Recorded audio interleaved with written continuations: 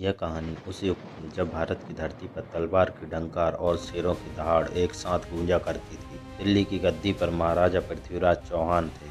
वो शूरवीर जिन्होंने अपने पराक्रम से अनेकों राजाओं को अपने अधीन कर लिया था। परंतु दो राज्य ऐसे थे जो कभी नहीं झुके। कन्नौज के राजा जयचंद और कालिंजर के चंदेर नरेश परमाल। राजा परमाल न केवल युद्ध कौशल में प्रवीण थे बल्कि एक चतुर और दूरदर्शी शासक भी थे। उनका विवाह हुआ उरई के राजा वासुदेव की अत्यंत सुंदर और बुद्धिमती पुत्री मलना से। मलना की दो बहनें थीं, देवलदे और तिलका, जो रूप गुण और साहस में किसी रानी से कम नहीं थी।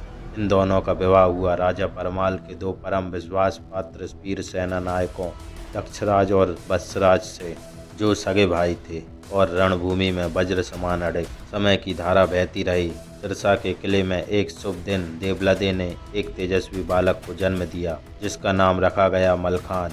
इसी काल में देसर पूर्वा की भूमि पर जब चंद्रमा आकाश में पूर्णता को छू रहा था, तब देवलदे की कोख से एक और पुत्र जन्मा जिसे नाम दिया गया आला। कहते हैं उसके जन्म लेते ही आकाश में गर्जना हुई और एक साधु ने भविष्यवाणी की, यह बालक युद्ध की अग्नि में तपकर इतिहास की लौ बनकर चमकेगा। आला की आंखों में बचपन से ही चंचलता नहीं बल्कि वीरता की चमक थी। उसकी मां देवलदे ने उसे सिर्फ दूध नहीं बल्कि साहस, धर्म और आत्मसम्मान का अमृत पिलाया था। लेकिन नियति की लेखनी यही नहीं रुकी। देवलदे एक बार फिर गर्भवती हुई। यह रहस्यमय समय था जब आकाश में तारे टिमटिमा नहीं रहे थे बल्कि मानो कोई बड़ा चमत्कार घटने वाला हो। उधर महलों में साजिद की बिसात बिछाई जा रही थी। पृथ्वीराज चौहान की निगाहें अब कालिंजर पर टिक चुकी थी और दूसरी ओर जन्म लेने वाले यह वीर आला और मलखान अपने खून से प्रतिरोध की ज्वाला और मातृभूमि के लिए मर मिटने का प्रण लेकर बड़े हो रहे थे।